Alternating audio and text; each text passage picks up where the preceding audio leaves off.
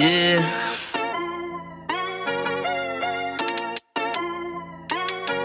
Yeah. Look at me. Benchmark, they're speaking the facts that you wanna hear. That rapper jersey, the vision is clear. Diamonds glisten like a chandelier. You know what I'm here for, like Marshawn Lynch. At clutch time, we do not flinch. Real brothers, we do not switch. Hit home runs with the right pitch. Who run the city? What to do when they hating on you? I feel like Kobe 2010. I taking an L, all I need is a win. Business is business, you know how they go. You playing the seats, now it's time to grow. Tuning now, gotta be in the know. Showtime, bitch, my about to blow. I ain't seen from now.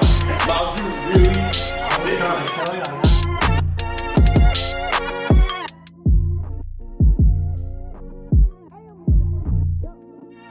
Next my podcast. What's up, bro? Yeah, welcome back to another episode of the Bench Mob ENT. We have today a great guest, Cheynne Vazquez is in the building. How are you doing today? Hi guys, I'm doing pretty good today. How are you? I'm good. Thank you for taking time out of your schedule to hop on with us to do this interview, to do this episode. Now, for those that don't know, Cheynne is a creator. She does poetry, she does editing, she does a whole lot of stuff. She's just in the creation space. For you, right? Where did this desire to create content, poetry, where did that start for you to actually create it, but not only create it? Because, a lot of people create, but they have, stage fright, things of that nature, and they don't put their content out. Where did that start? What inspired you to actually, I'm gonna put this stuff out? Well, I would say since I was, a little kid, I always wanted, or back then, I wanted to be a singer, actress, dancer. I wanted to perform, and I would always make skits, do that kind of stuff. So I always was interested in the arts and things like that. But when I was younger, I was really, really shy. So I would only sing or do that stuff in front of my brother and sometimes my parents. So writing though, I also started writing when I was really young. I don't know. I think in English class, that's when I realized I really like writing and I'm good at it. And anytime we got assignments, I would always do above and beyond and write more than, what the teacher said. And they'd always be surprised. But I kind of took a break from writing, I would say, and I only would really do it for school. I don't know exactly what made me do that. Maybe I was just too busy. Life got in the way. But I would say during COVID, that's when I really started writing, especially poetry, songwriting. I had so much time, so I just really started creating. And that's also when I started getting ideas for YouTube, writing that down and kind of making skits with that. So yeah. That's dope. And you were part of the minority, because I know a lot of people, when it came to writing, if it was one page, you was getting one page. You wasn't getting nothing. So you mentioned too, growing up, you always wanted to perform, you want to do these things. So growing up, right, who were some of your inspirations in that entertainment space? And then once COVID hit, who are some of your inspirations when it comes to songwriting and poetry? Definitely when I was younger, it really was the pop stars at the moment. So the big Nickelodeon stars, Disney stars. I was obsessed with the music videos, what they wore, just the whole, the style of music. But COVID, I definitely started listening to more Amy Winehouse, Michael Jackson, Whitney Houston, more of the legends, and just getting into more different styles of music and seeing, how they came up, how they started, and it's really inspiring to listen to their stories, listen to their music, and I can relate to it. So yeah. That's dope. You talking about the legends of the Amy Winehouses of the world, the Michael Jacksons of the world. For you, right? You write songs. Who would be your dream person to write a song for?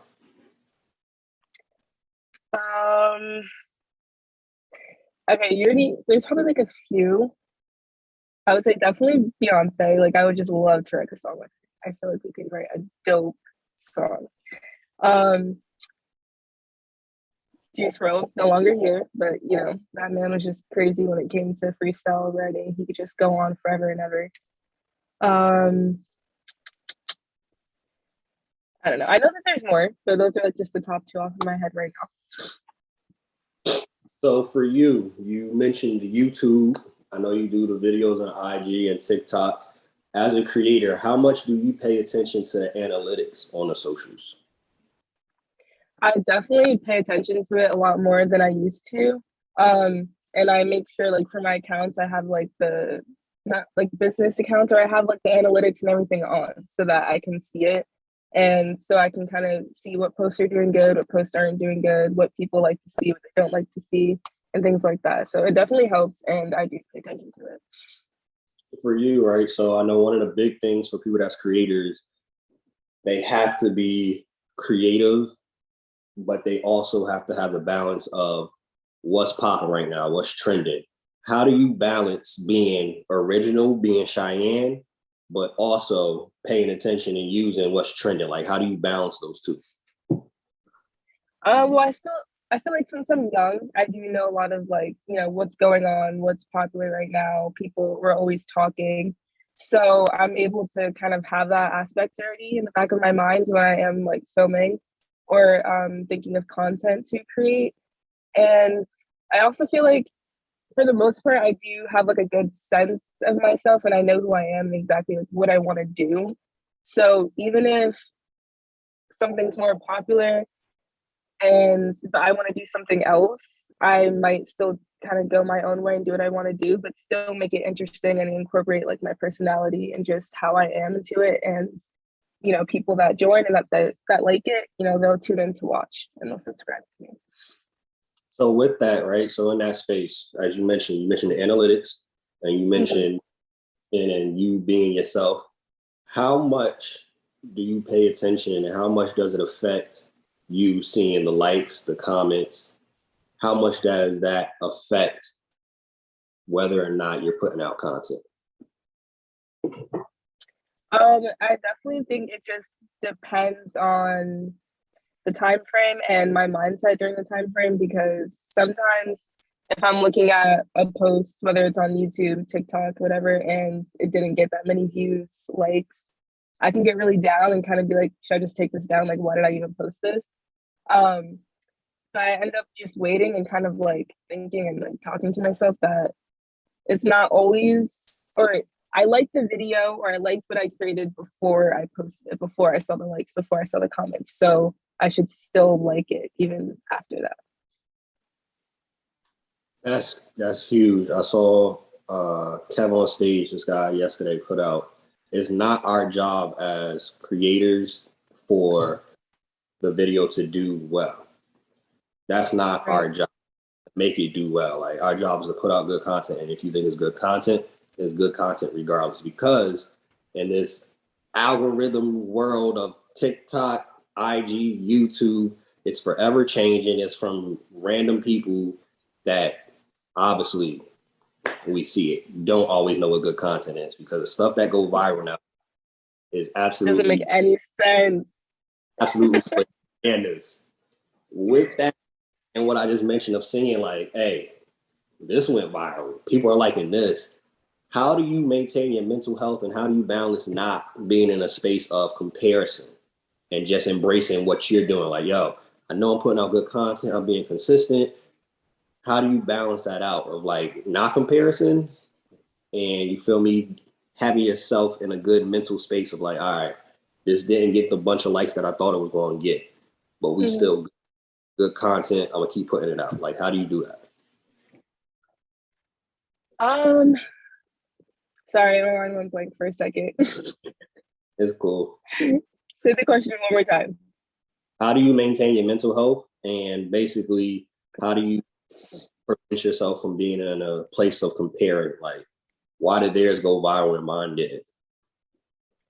Well, definitely I do like look at my own videos, and there will be certain videos that get a bunch of likes and comments or whatever, and I'm like, oh, like why? I don't even understand, because I didn't expect it to be like that. So I'm like, okay, this is definitely happening to me. not to the degree that it happens to some people where they get, like mega viral, but they were basically in the same situation, just creating content, and it wasn't exactly, they're not the ones who made themselves go viral, or they didn't expect themselves to go viral. It just kind of happened.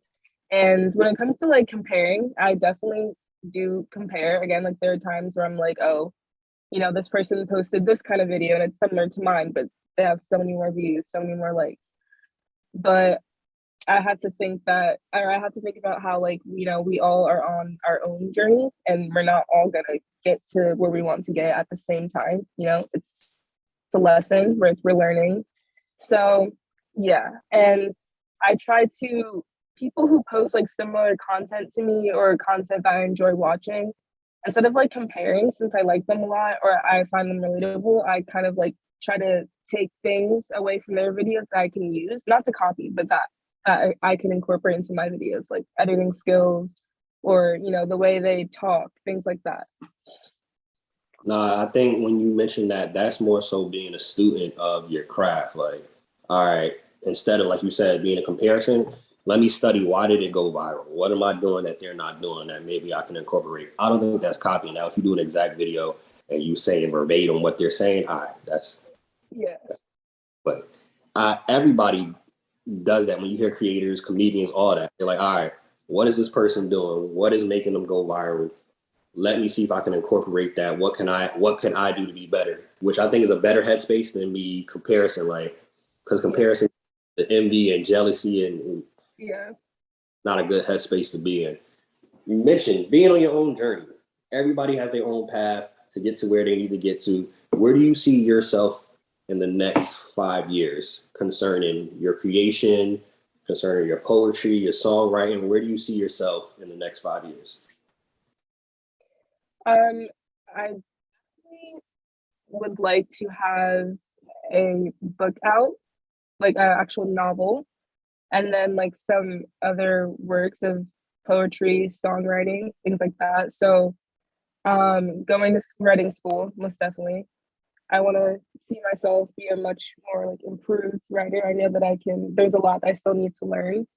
In terms of YouTube, I'm kind of just going with the flow, seeing where it goes. It would be nice, if in a few years I see that I've done well on YouTube and things are going nice. But I always have, more than one thing that I want to do in life. So if one thing doesn't work out, it's not like I'm just relying on that, or that's the only thing I have going for me. There's other things that I could still do. So yeah. All right, so in 5 years, we're going to tap in and see if these things happen. Okay. Yes. Two more before we transition to our rapid fire with the quickness segment. One piece of advice for somebody in the content creation space. Definitely listen to yourself first before listening to other people.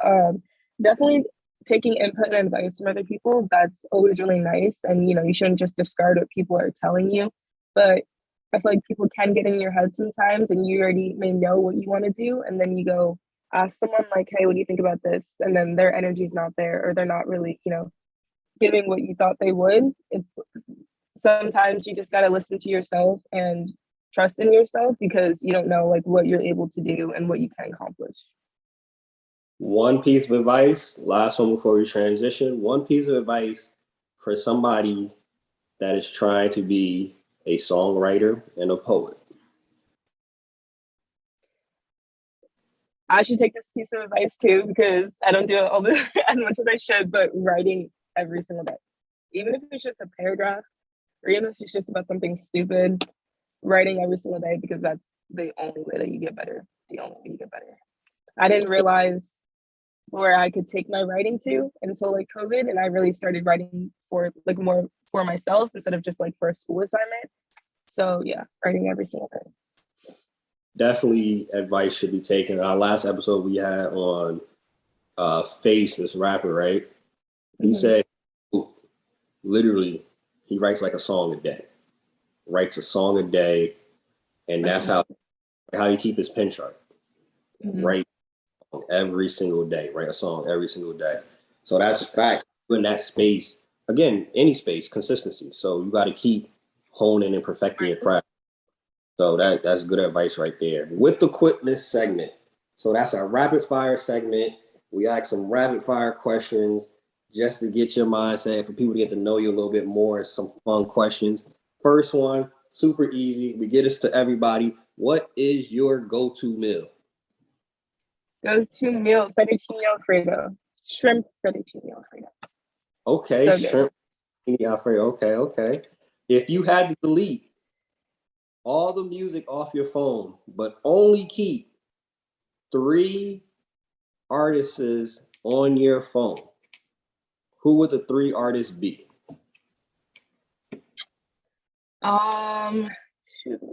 Beyonce, Juice WRLD, and I don't know. One more. Just those 2.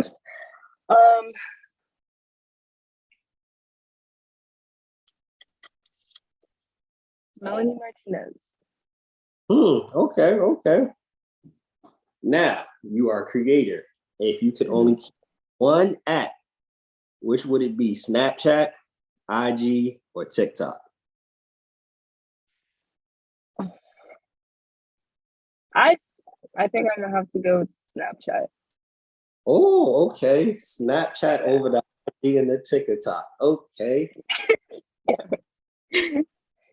If you could live anywhere in the world for 1 year, where would that be? See, I kind of want to go to Australia, but they have some really big bugs, like really big. But it seems nice over there. Okay, Australia excluding the big bugs. All right, bet. Last one before we get you out of here. Again, thank you for taking time out of your schedule to hop on with us. Of course. So, and those that follow your content and that will follow your content, that will check out your content from this episode, you are a smoker. Give me 5 people, dead or alive, that you would want to have a smoke sesh with. Okay. Well, we got Wiz Khalifa, Snoop Dogg, Dust on YouTube. She's like one of the first weed tubers I started watching. So that would be so amazing. I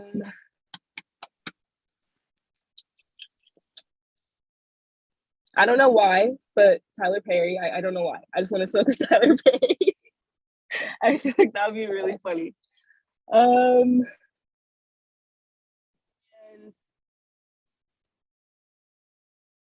this other YouTuber, Brandon Board.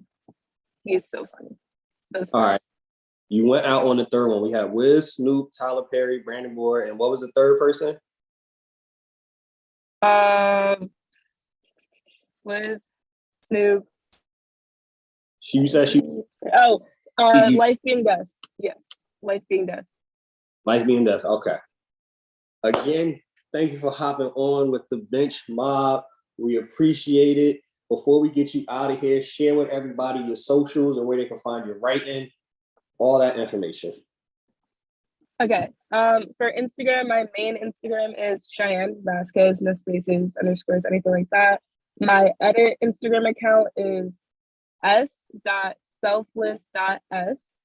My writing Instagram account is Cheynne Writes. You can add me on Snapchat. That's Cheynne_Vazquez. Follow me on TikTok _Cheynne V_. And then, of course, YouTube, it's just Shy V. Got it. We'll put all that stuff in there, of course. And you already know the vibes. Bench Mob. If you stay ready, you don't got to get ready. Bench Mob, we out. Peace. Bye.